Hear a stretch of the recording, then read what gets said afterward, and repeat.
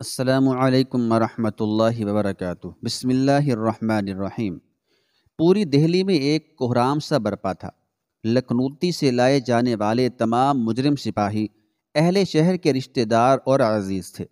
اگر وہ سب کے سب سلطان غیاث الدین بلبن کے حکم کے مطابق سرے بازار نصب شدہ سلیبوں پر لٹکا دیے جاتے تو دہلی کا ایک ایک گھر ماتم کدہ بن جاتا۔ تغرل کے حامی غدار سپاہیوں کی موت اور زندگی کے درمیان صرف ایک رات کا وقفہ حائل تھا۔ صبح سورج نکلتے ہی پیش آنے والے اس جاں گداز سانحے کے اثرات ابھی سے ظاہر ہونا شروع ہو گئے تھے اور گلی گلی سے آہو زاری کی صدائیں بلند ہو رہی تھی۔ بلبن کے بڑے بڑے مصاحب اور مقرب امراء دم بخود تھے۔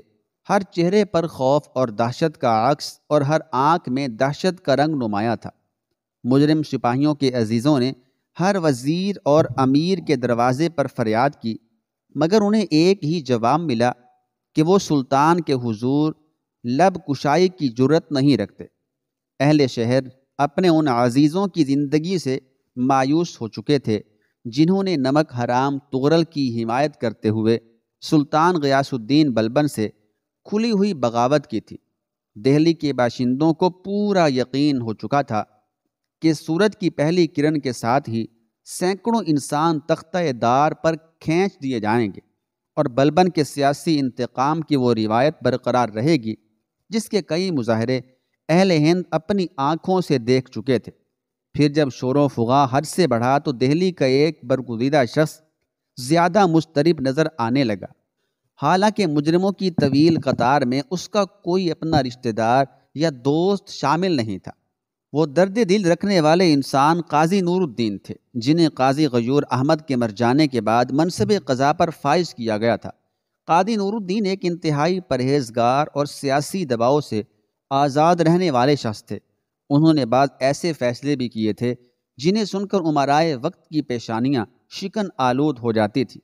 قاضی نور الدین نے بھی کسی امیر کی سفارش کو قابل اعتنا نہیں کیا، مگر کسی مقرب درباری نے زبانی تنبیہ کے ذریعے انہیں مجبور کرنے کی کوشش کی تو قاضی نور الدین برملا کہہ دیتے تھے، ممکن ہے کہ تم لوگ اپنے سیاسی اثرات استعمال کر کے میری موت کا فیصلہ سنا دو، مگر میں اپنا فیصلہ تبدیل نہیں کر سکتا۔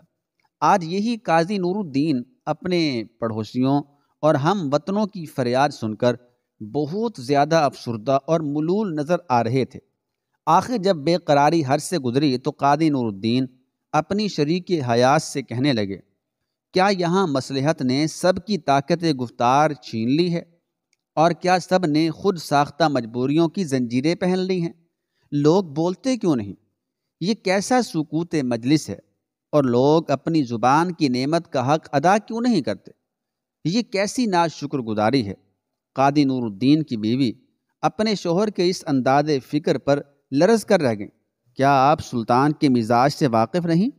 میں سلطان کی ایک ایک ادا کو خوب پہچانتا ہوں، مگر مجھ سے لوگوں کی یہ جگر شگاف چیخیں نہیں سنی جاتی۔ قاضی نور الدین نے شدید کربناک لہجے میں کہا، کیا تمہاری سماعت تک یہ شور و فغاں نہیں پہنچ رہا ہے؟ بڑا عجیب سوال تھا۔ میں بھی بہت دیر سے یہ چیخیں سن رہی ہوں، بیوی نے جھنجھلا کر کہا، مگر میں یہ بھی جانتی ہوں کہ ان چیخوں کا تاثر قبول کرنا کوئی ہوش مندی کی بات نہیں۔ ساری دنیا جانتی ہے کہ حکومت کے غدار اس انداز کی موت سے ہمکنار ہوتے ہیں اور ان کی لاشوں پر ماتم بھی کیا جاتا ہے، مگر آپ کے چہرے پر یہ موت کسی زردی کیوں چھائی ہوئی ہے؟ آخر ان سے آپ کا کیا رشتہ ہے؟ افسوس، 100,000 بار افسوس۔ قاضی نور الدین نے اس طرح سینے پر ہاتھ رکھتے ہوئے کہا کہ جیسے انہیں اپنے دل میں ناقابل بیان درد محسوس ہو رہا ہے۔ میری شریک حیات یہ بھی نہیں جانتی کہ ایک مسلمان کا دوسرے مسلمان سے کیا رشتہ ہے۔ دہلی میں اور بھی بے شمار مسلمان رہتے ہیں، پھر انہیں اس رشتے کا احساس کیوں نہیں ہوتا؟ قاضی نور الدین کی بیوی نے انتہائی تند و تیز لہجے میں کہا۔ وہ ایک فرما بردار اور غم گسار خاتون تھی جو اس سنگین صورتحال سے اپنے شوہر کو دور رکھنا چاہتی تھی اور اس لیے جارحانہ انداز میں گفتگو کر رہی تھی، ورنہ عام حالات میں ان کی آواز اتنی بلند اور تیز نہیں ہوئی تھی۔ میں کسی اور کی بات نہیں کرتا، مگر اہل شہر سے میرا ناقابل تنسیخ رشتہ ہے۔ قاضی نور الدین نے نہایت پر اعتماد لہجے میں ایک ایک لفظ پر زور دیتے ہوئے کہا، ان کے آنسو میرے اپنے آنسو ہیں اور ان کی چیخیں میری اپنی چیخیں ہیں۔ چاہے میرے سر سے قیامت ہی کیوں نہ گزر جائے، مگر میں سلطان کے روبرو اپنی دلی کیفیت ضرور بیان کروں گا۔ قاضی نور الدین کی یہ حالت دیکھ کر ان کی بیوی کا چہرہ دھواں ہو گیا۔ یہاں اور بھی تو بڑے بڑے صاحبان اقتدار ہیں، وہ سلطان کے حضور احتجاج کیوں نہیں کرتے؟ کیا آپ نہیں جانتے کہ سلطان اپنے فیصلوں میں کسی کی مداخلت برداشت نہیں کرتے؟ قاضی نور الدین کی شریک حیات اپنے شوہر کے یہ تیور دیکھ کر ایک ایسے خطرے کا احساس کر رہی تھی جو خود ان کے گھر کو بھی کسی ماتم کدے میں تبدیل کر سکتا تھا۔ میں نہیں جانتا کہ امرائے سلطنت نے کس لیے اپنے ہونٹوں پر مہر سکوت سجائی ہے، مگر میں ایک بار سلطان سے ضرور عرض کروں گا کہ کبھی کبھی رحم و کرم کا مظاہرہ بھی مجرموں کی نفسیات بدل ڈالتا ہے، اور انسانی شورشیں کسی ہتھیار کے استعمال کے بغیر ہی دم توڑ دیتی ہیں۔ یہ کہہ کر قاضی نور الدین اٹھ کھڑے ہوئے۔ بیوی کے بہتے ہوئے آنسوؤں نے انہیں روکنے کی بہت کوشش کی، مگر وہ اس وقت ہر جذبے اور ہر تاثر سے بے نیاد ہو چکے تھے۔ انہیں بس ایک ہی فکر تھی کہ کسی طرح غیاث الدین بلبن کی بارگاہ جلال میں حاضر ہو کر اہل شہر کی گریہ زاری کا حال بیان کر دیں، اور پھر قاضی نور الدین اس شاہ کے حضور میں چلے گئے جس کے جلال و جبروت سے بڑے بڑے مردان شجاع سہمے ہوئے رہتے ہیں۔ سلطان غیاث الدین بلبن قاضی نور الدین کی بے وقت آمد پر حیران رہ گیا۔ فضا پر عجیب سا سکوت طاری تھا۔ قاضی نور الدین بلبن کے سامنے دست بستہ کھڑے رہے۔ پھر جب خاموشی کے یہ لمحات غیر فطری طور پر طویل ہو گئے تو بلبن نے ناگوار لہجے میں کہا، قاضی نور الدین، تم بولتے کیوں نہیں؟ آخر کیا کہنا چاہتے ہو؟ میں شاہ سے ان مجرموں کے لیے رحم کی درخواست کرنے آیا ہوں جو عدالت عالیہ سے موت کی سزا پا چکے ہیں۔ قاضی نور الدین کا لہجہ مدھم ضرور تھا، مگر آواز سے کسی قسم کی وحشت یا لرزش نمایاں نہیں تھی۔ قاضی، کیا تم نہیں جانتے کہ یہ ہمارا ذاتی فیصلہ ہے، اور ہم نے کسی شخص کو یہ اختیار نہیں دیا کہ وہ ہمارے فیصلے کے خلاف لب کشائی کر سکے۔ یہ کہتے کہتے سلطان غیاث الدین بلبن کے ماتھے پر کئی بل پڑ گئے تھے۔ ہم نہیں سمجھتے کہ تمہارے ذہن میں یہ خیال کیوں پیدا ہوا۔ کیا تم نے اپنے اطراف پر نظر نہیں کی؟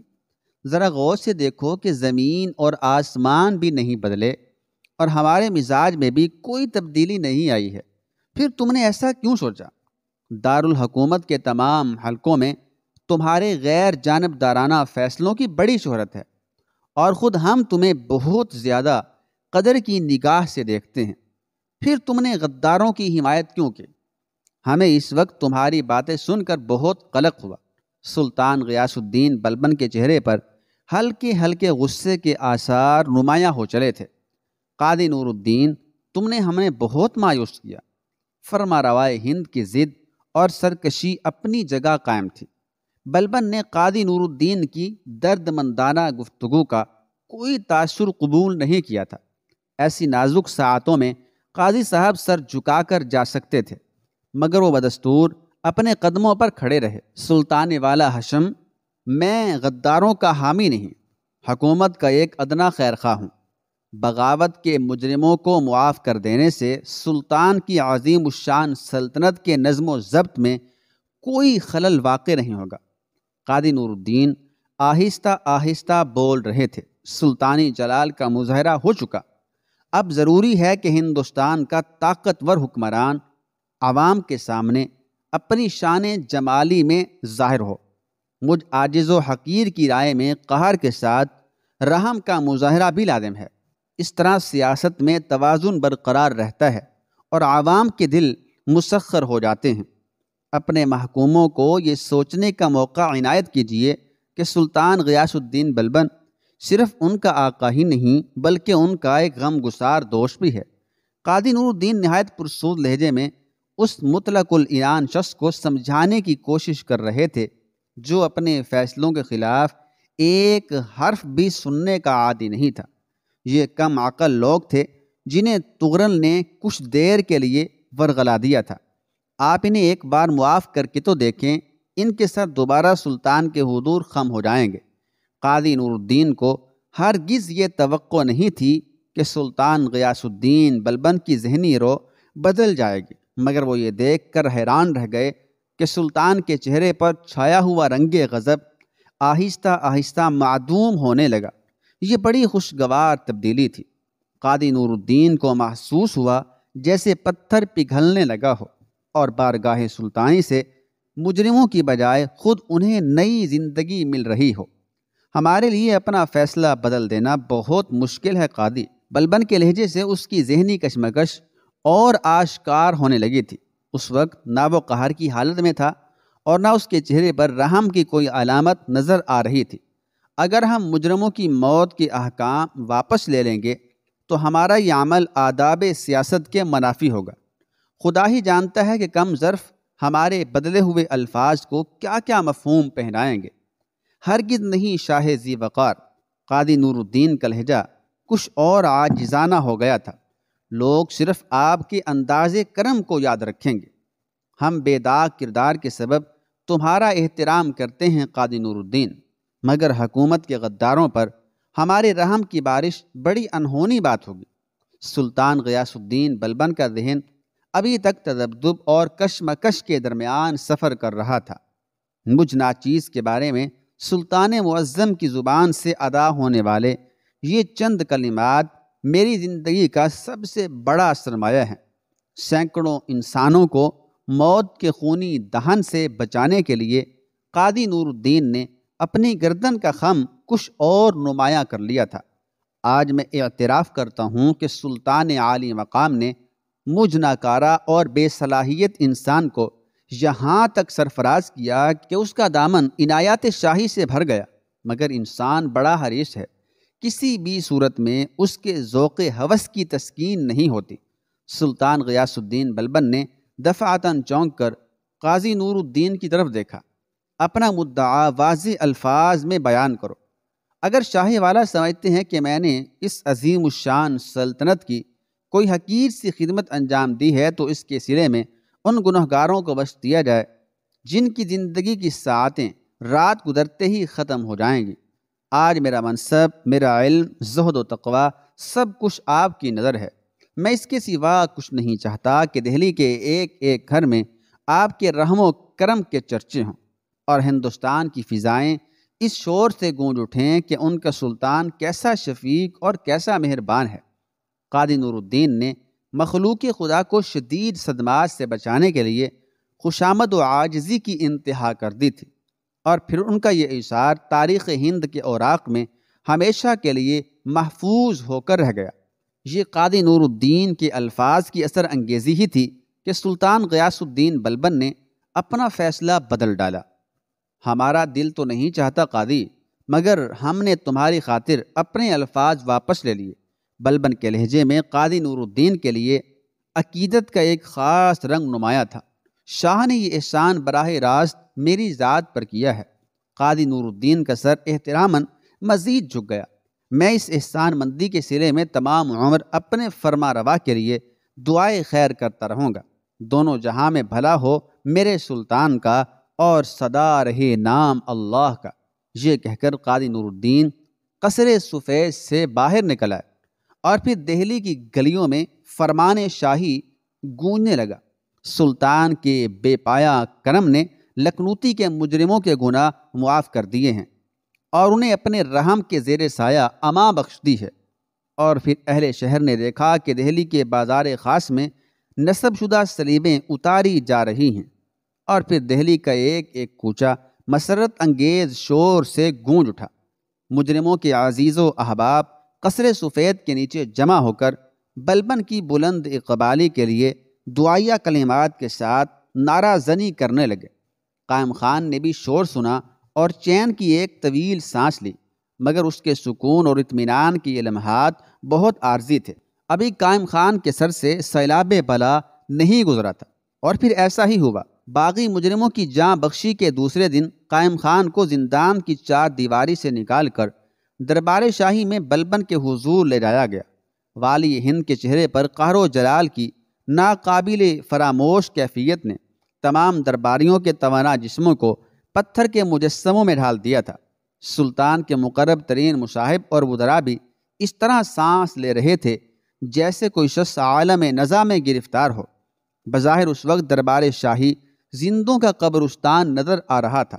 دربار شاہی کا یہ رنگ دیکھ کر قائم خان اپنے ہوش و حواس کھو بیٹھا۔ وہ تیز ہواؤں کی زد میں آ جانے والی کسی کمزور شاخ کی طرح کانپ رہا تھا۔ اس نے دربار میں داخل ہوتے ہی فرش پر اپنا سر رکھ دیا۔ قائم خان کے جسم کی اضطراری جنبش سے زنجیریں بج اٹھیں اور دربار کا گہرا سکوت مجروح ہو گیا۔ دست بستہ کھڑے ہوئے درباری زنجیروں کی اس صدا پر مڑ کر پیچھے یا اپنے دائیں اور بائیں جانب دیکھنا چاہتے تھے، مگر وہ جلال شاہی کے زیر اثر اپنی گردنوں کے زاویے تبدیل نہ کر سکے۔ قائم خان کو اندازہ ہو چکا تھا کہ سلطان غیاث الدین بلبن کے قہر کا یہ طوفان کسی ہولناک تباہی کے بغیر خاموشی سے نہیں گزرے گا۔ آج اس کی تند و تیز موجوں میں بہت کچھ غرق ہو جانا تھا۔ اسی خوف کے پیش نظر وہ ایک لمحے کی تاخیر کیے بغیر سجدے میں چلا گیا تھا۔ بلبن پر قائم خان کی اس عاجزانہ ادا کا کوئی اثر نہیں ہوا۔ میں خدا نہیں ہوں کہ تیرا سجدہ قبول کر کے تجھ پر اپنی رحمت نازل کر دوں۔ بلبن کی آواز سے در و دیوار کانپ رہے تھے۔ تیرا کوئی اعتراف تیرے جرم کی سیاہ لکیروں کو مٹا نہیں سکتا کہ تو اول و آخر اس منافق و ریاکار اور لعنت زدہ تغرل کا قریب ترین عزیز ہے۔ قائم خان فوراً ہی لرزتے ہوئے جسم کے ساتھ کھڑا ہو گیا۔ سلطان ذی وقار، میں تو خود اس نمک حرام کی فریب کاریوں کا شکار ہو چکا ہوں۔ قائم خان کی زبان سے الفاظ ٹوٹ ٹوٹ کر ادا ہو رہے تھے۔ شاہ والا، میں ایک ایسا بد نصیب ہوں جس کی بیٹی تغرل کی وجہ سے تماشا بن کر رہ گئی ہے۔ یہ تیرے اپنے اعمال کی سزا ہے۔ سلطان غیاث الدین بلبن کا لہجہ کچھ اور قہرناک ہو گیا تھا۔ انسان اپنی بوئی ہوئی فصل کے سوا کچھ اور نہیں کاٹتا۔ میں تو نمک حرام تغرل کو جانتا تک نہیں تھا۔ قائم خان نے کھلے ہوئے جھوٹ کا سہارا لیا، مگر جب مجھ پر یہ راز فاش ہوا کہ وہ شہنشاہ عالم کا غلام ہے تو میں نے اپنی بیٹی کے لیے اس کا بھیجا ہوا رشتہ قبول کر لیا۔ دراصل آپ کی غلامی کا حوالہ بھی میرے لیے شہنشاہیت کا درجہ رکھتا تھا۔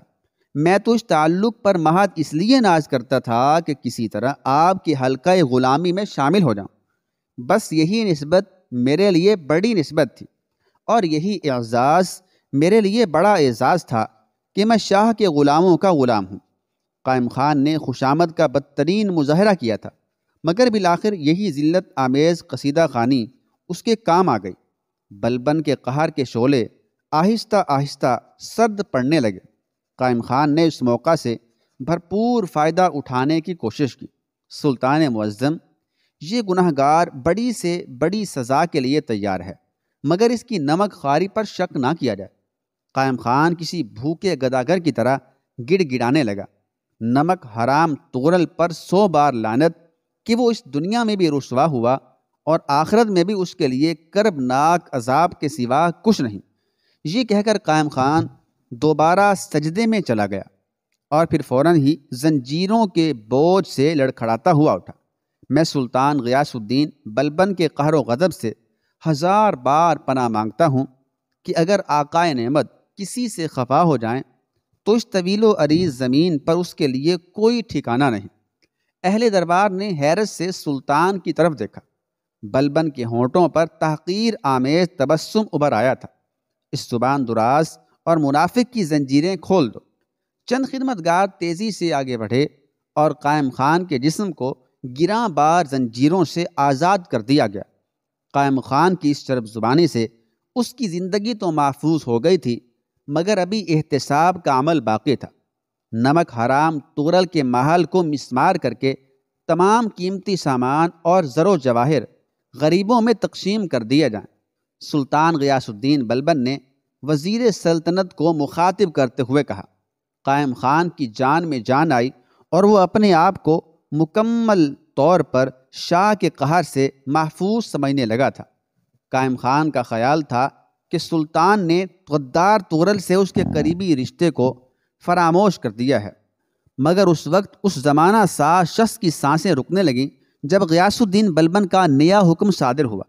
قائم خان کی حویلی کو اس طرح مسمار کیا جائے کہ اس کی بنیادیں تک باقی نہ رہیں۔ ہمیں معلوم ہے کہ اس ہیلہ ساز شخص نے نمک حرام تغرل کے حوالے سے بے شمار مراعات حاصل کی ہیں، اور ہمارے مخبروں نے ہمیں یہ اطلاع بھی دی ہے کہ اس کی معمولی سی حویلی پر کسی محل کا گمان ہونے لگا ہے۔ آخر راتوں رات یہ دولت کہاں سے آئی؟ خدا کی پناہ، یہ کیسی خیانت ہے کہ رعایا کے خزانے ان ناشکر گزاروں کی تجوریوں میں سمٹ گئے جو ہمارے اعتبار کے قاتل تھے۔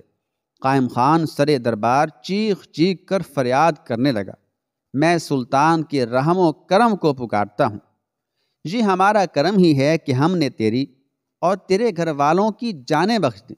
سلطان غیاث الدین بلبن نے نہایت غضبناک لہجے میں کہا اور منہ پھیر لیا۔ یہ ایک واضح اشارہ تھا کہ سلطان غیاث الدین بلبن کا حکم ناقابل تنسیخ ہے اور قائم خان کی رحم کی درخواست مسترد کی جا چکی ہے۔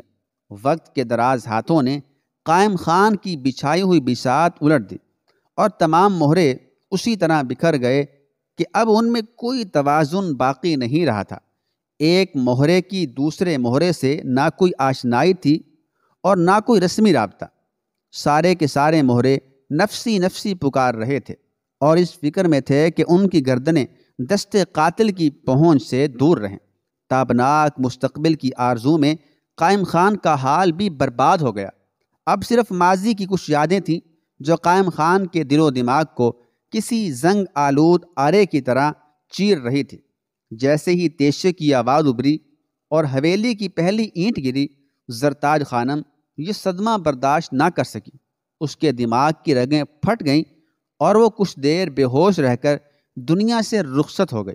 یاسمین خانم تغرل کے محل میں مقیم تھی جسے وہ ابھی تک اپنی جاگیر سمجھ رہی تھی، مگر تیشہ زنوں نے بہت جلد اس کے سر سے یہ سائبان کھینچ لیا۔ میں ایک بیوہ ہوں، اس حالت میں کہاں جاؤں؟ یاسمین خانم نے محل کو مسمار کرنے والے مزدوروں سے چیخ چیخ کر کہا۔ ہم اس سلسلے میں کیا کر سکتے ہیں محترم خاتون؟ کئی مزدوروں نے بیک زبان کہا۔ ہم تو محض غلام ہیں، شاہ کے حکم کے غلام۔ یاسمین خانم مسلسل چیختی رہی اور تغرل کے محل کے منقش در و دیوار، محرابیں طاق اور گنبد زمین بوس ہوتے رہے۔ یاسمین خانم کی فریاد کی لے کچھ اور تیز ہو گئی۔ آخر حکومت کے ایک کارندے نے ایک بیوہ عورت پر رحم کھا کر وزیر سلطنت سے رابطہ کیا۔ وزیر سلطنت بھی آمرانہ نظام کے ہاتھوں ایک کھلونا تھا۔ یاسمین خانم کی ناشنیدہ چیخوں نے اسے بھی متاثر کیا تھا، مگر وہ ذاتی طور پر ایک بیوہ کے غم میں شریک ہونے کی ہمت نہیں رکھتا تھا۔ عتاب شاہی کے خوف سے لوگوں کے سینے ان کی آرزوؤں کے مقبرے بن گئے تھے اور ان مقبروں میں ہمیشہ ایک ہی صدا گونجتی رہتی تھی، ہم سب شاہ کی مرضی کی تکمیل کے لیے پیدا ہوئے ہیں اور شاہ کی مرضی کے سوا اس دنیا میں کسی دوسرے شے کا وجود نہیں۔ پھر بھی خوف و دہشت کی اس فضا میں وزیر سلطنت سلطان غیاث الدین بلبن کی خدمت میں حاضر ہوا اور بیوہ یاسمین خانم کی بے چارگی کے بارے میں عرض کرنے لگا۔ بلبن نے نہایت جبر و اکراہ کے ساتھ وزیر سلطنت کی درخواست سنی اور انتہائی تلخ لہجے میں کہنے لگا، ہماری مملکت میں اور بھی بے شمار بیوائیں زیست بسر کر رہی ہیں، آخر انہیں بھی تو کوئی نہ کوئی پناہ گاہ حاصل ہے۔ یاسمین خانم اپنے باپ کے یہاں بھی قیام کر سکتی ہے، پھر یہ بے چارگی کی نمائش کیوں؟ وزیر سلطنت چند لمحوں تک خاموش کھڑا رہا، پھر لرزتی ہوئی آواز میں بولا، شاہ والا، قائم خان کی حویلی بھی مسمار کی جا چکی ہے۔ اس عورت کے لیے اب اپنے باپ کے یہاں بھی سر چھپانے کی کوئی جگہ نہیں ہے۔ سلطان غیاث الدین بلبن کچھ دیر کے لیے گہری سوچ میں ڈوب گیا، پھر شاہ کے ہونٹوں کو اس طرح جنبش ہوئی کہ اس کے چہرے پر ناپسندیدگی کا رنگ صاف نمایاں تھا۔ اگر اس عورت سے باپ اور شوہر کا گھر چھوٹ گیا تو وہ اپنے کسی عزیز کے یہاں پناہ لے سکتی ہے۔ شاہ والا، اسے آپ کی مرضی کے بغیر کون پناہ دے سکتا ہے؟ وزیر سلطنت کی آواز میں بدستور لرزش موجود تھی۔ اگر واقعتاً ہماری مملکت میں اس عورت کا کوئی ٹھکانہ نہیں تو نمک حرام تغرل کے محل کا ایک مختصر سا کمرہ اس طرح چھوڑ دیا جائے کہ اس میں آرائش و آسائش کا ہلکا سا نشان تک باقی نہ رہے۔ سلطان غیاث الدین بلبن نے وزیر سلطنت کو حکم دیتے ہوئے کہا، مزید یہ کہ اس عورت کو شاہی لنگر خانے سے 2 وقت کی غذا فراہم کی جائے، مگر وہی غذا جو ہماری عام رعایا استعمال کرتی ہے۔ وزیر سلطنت نے شاہ کے حضور رخصتی سلام پیش کیا اور الٹے پاؤں آہستہ آہستہ دروازے کی طرف بڑھنے لگا۔ اچانک سلطان غیاث الدین بلبن کی باروب آواز دوبارہ ابھری۔ وزیر سلطنت سہم کر ٹھہر گیا، اور اس عورت سے یہ بھی کہہ دینا کہ جلد از جلد اپنے رہنے کے لیے کوئی دوسرا انتظام کر لے۔ یکایک بلبن کے چہرے پر وہی رنگ قہر نمایاں ہو گیا تھا۔ ہم زیادہ دیر تک اس نمک حرام کی کسی نشانی کو برداشت نہیں کر سکتے۔ اگر ہمیں مذہب اور شریعت کا لحاظ نہ ہوتا تو ہم اس ذلیل النسب تغرل کی قبر تک کا نشان مٹا دیتے۔ بس یہ ہمارے کرم کی انتہا ہے کہ ہم ایک بیوہ عورت کی خاطر اپنے دل اور جذبات سے شدید انتقام لے رہے ہیں۔ وزیر سلطنت واپس چلا گیا۔ سلطان غیاث الدین بلبن کے نئے حکم کے مطابق یاسمین خانم کو چند روز کے لیے 4 گز کا سائبان مل گیا، اور تغرل کی ایک ایک یادگار، ایک ایک نشانی کو بے دردی سے مٹایا جاتا رہا۔